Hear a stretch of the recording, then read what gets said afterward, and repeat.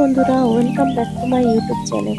Tone ব্লকের সকল সদস্যকে স্বাগত জানিয়ে আজকের আরও একটা নতুন ভিডিও তোমাদের সঙ্গে শেয়ার করতে চলে এলাম। তো বন্ধুরা দেখো, আজ একটু যাব একটা পুজো বাড়িতে পুজো দিতে। তো আমি ঘর থেকে রাস্তায় বেরিয়ে পড়েছি, আর যাওয়ার সময় আমার এক পরিচিত লোকের সঙ্গে দেখা হয়েছিল। তো তাই তার সঙ্গে একটু কথা বলছিলাম। তো দেখো বন্ধুরা, আমরা আমাদের আরও একটা রাস্তা দিয়ে যাচ্ছি, মানে এই রাস্তাটা একটু উল্টো সাইডে। তো এই রাস্তা দিয়েই যাচ্ছি। তো দেখো, আমরা মেন রোডে চলে এসেছি।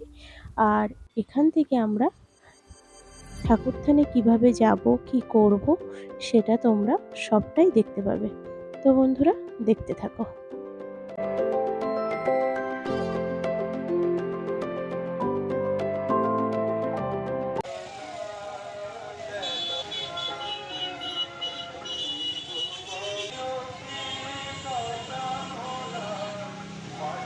তো বন্ধুরা দেখো, আমরা যেখানে পুজো দিতে এসেছিলাম, তো ঠিক সেই জায়গাতে এসে পৌঁছে গেছি। আর এখানে আসতে প্রায় আধা ঘন্টার মতো লেগে গেছিল।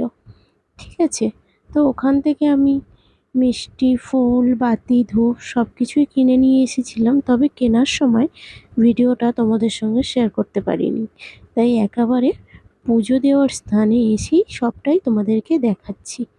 তো দেখতে পাচ্ছ, সব কিছু আমার কেনা হয়ে গেছে। আর এইটাই হলো পুজো দেওয়ার জায়গা।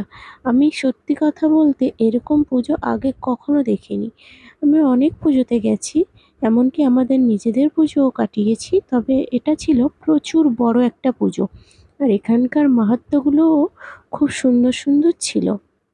সত্যি কথা বলতে এখানে দেখলাম প্রচুর লোকের সমাগম, মানে অনেক দূর দূর থেকে লোকরা এসে পুজো দিচ্ছে। আর আমি তাই পুজো দেওয়ার জন্য লাইনে দাঁড়িয়ে পড়েছিলাম। আর সবাই এইভাবেই লাইন দিয়ে দিয়েই পুজো দিচ্ছিল। এখানে ভিড় করারও কোনো পারমিশন ছিল না। পুজো দিতে গেলে সবাই লাইন দিয়েই পুজো দেবে। তো যাই হোক, এরকম করে মোটামুটি লাইন দিয়ে আমি পিছন থেকে সামনে আসতে প্রায় ১ ঘন্টা লেগে গেছিল। মানে আমার আগে পিছে আরও প্রচুর লোক ছিল। আর সামনে এসেও এক সমস্যা, আরও একজন দিয়ে দিচ্ছিল পুজো। আর এখানে তারপরে যখন পৌঁছালাম, তখন আমাকে বলল যে সাইডে পুজোর ডালা নেওয়া হচ্ছে, সেখানে তুমি যাও। মানে আমার মতন এরকম যারা অল্প পুজোর প্রসাদ নিয়ে পুজো দিতে এসেছে, তাদের জন্য এই সাইটে টিকিট দিচ্ছিল। আর যারা বড় বড় খড়া, আরও অনেক কিছু, মানে অনেকে মিলে পুজো দিচ্ছে, তো তারা ওখানে টিকিট নিচ্ছিল। তো যাই হোক, মোটামুটি আমি এখান থেকে পুজো দেওয়ার জন্য টিকিট সংগ্রহ করে নিয়ে নিয়েছিলাম, আর পুজোর প্রসাদটা ওখানে দিয়ে দিয়েছিলাম। আর হ্যাঁ, আর একটা কথা বলি, আমি ওখানে বলেও দিয়েছিলাম যদি আমি পুজোর প্রসাদ না আসতে পারি নিতে, আপনারা এই পুজোর প্রসাদটা এখানে সবাইকে দিয়ে দেবেন। তো তারপরে ওদেরকে জিজ্ঞাসা করছিলাম যে আমি এখানে পুজোর জন্য যে, মানে ব্রাহ্মণের যে টাকা দিতে হয় সেটা কোথায় দেব? তো ওরা বলল যে ওখানে দেওয়ার জায়গা রয়েছে, সেখানে দিয়ে দাও। তো ওখানে মোটামুটি টাকা দেওয়ার জন্য বক্স রাখা ছিল, আমি সেখানে টাকাটা দিয়ে দিয়েছিলাম। আর এখানে দেখছো প্রচুর পুজোর ডালা পড়েছে। শুধু পুজোর প্রসাদের ডালা নয়, আরও যারা মানসিক করেছে প্রচুর পরিমাণে বাতাসা, আরও অনেক কিছুই ছিল। আর এখানে একটা জিনিস আমার খুবই ভালো লেগেছিল, যে প্রত্যেক গ্রামের জন্য জায়গাটাকে আলাদা আলাদা করে ভাগ করে দেওয়া ছিল। এমনকি গ্রামের নাম লিখে ওখানে নির্দিষ্ট করে বলে দেওয়া ছিল। আর তারপরে ওখানে ওগুলো সব কিছু দেখার পরে আমরা ঠাকুর যেখানে বসাবে, মানে ঠাকুরের বসানোর যে বেদিটা ছিল, সেখানে চলে এসেছিলাম।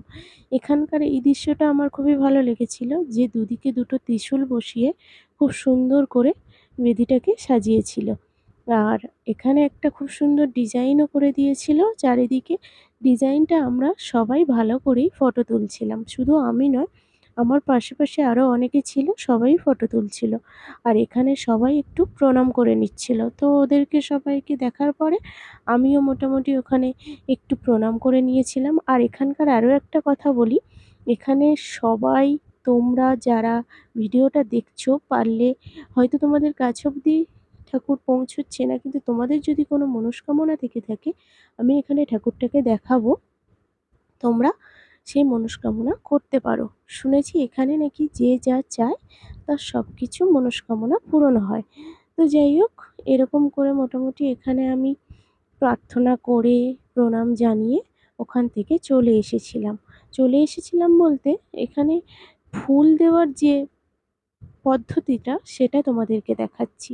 দেখো এখানে অনেকে মানসিক করেছে, তো সবাই তো ফুল দিচ্ছে, সব ফুল মায়ের কাছে মানে গলাতে তো আর পরানো সম্ভব নয়। এরা একটা সিস্টেম করেছিল যে, যে যাই মালা দিচ্ছে প্রত্যেকটা মালা আলাদা আলাদা করে রেখে দিয়েছে, দেখতে পাচ্ছ নিশ্চয়ই।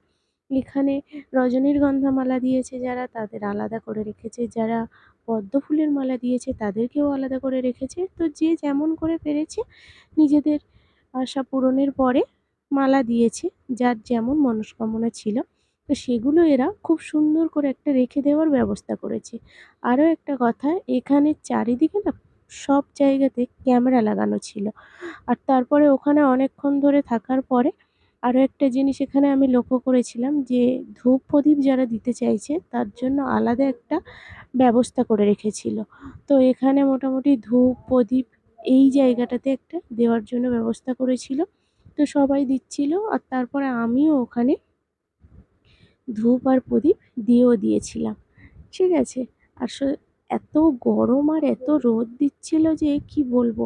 আর প্রচুর পরিমাণে হাওয়াও হচ্ছিল। এতটা হাওয়া হচ্ছিল যে আগুনের আতাশগুলো পুরো মুখে এসে দাঁড়াচ্ছিল। তো কি করব? তবুও তো মায়ের কাছে যখন এসেছি এটুকু কষ্ট তো সহ্য করতেই হবে। তো এখানে এখন ঠাকুরটা নেই, ঠাকুর একটা অন্য জায়গাতে রয়েছে। সেই জায়গাতেও আমি তোমাদেরকে নিয়ে যাব। ঠিক আছে? আর আরও একটা কথা, এখানে না এই টাইমটাতে তবু একটু ও লোকজন কম আছে, দেখতে পাচ্ছ। লোকজন কম বলতে আমি যে জায়গাতে রয়েছি সেই জায়গাতে লোকজন কম।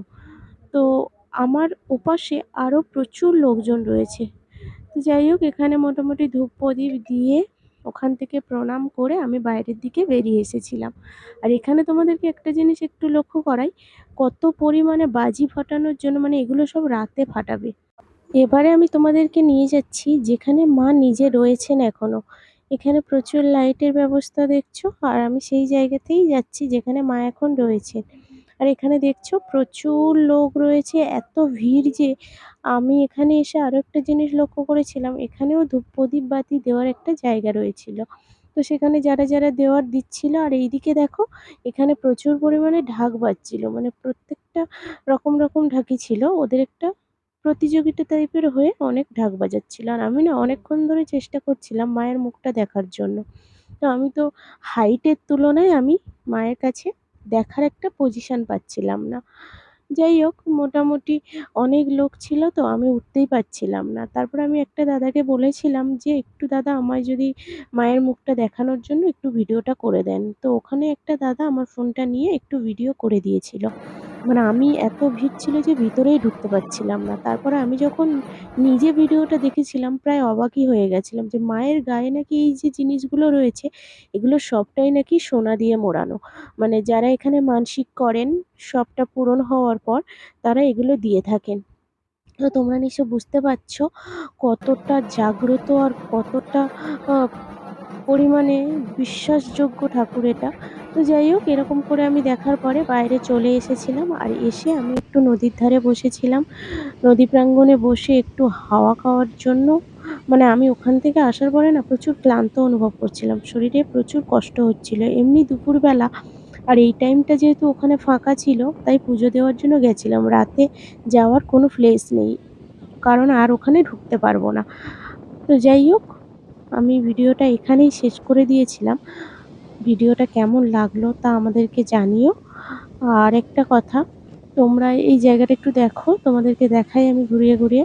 এই জায়গাটা না খুব সুন্দর ছিল, মানে এখানে শুধু আমি নয় আরও অনেকে এসে বসেছিল। আর এখানে এই যে রবীন্দ্রনাথের একটা স্ট্যাচু দেখতে পাচ্ছ, তো খুব সুন্দর, মেন কথা পজিশনটা।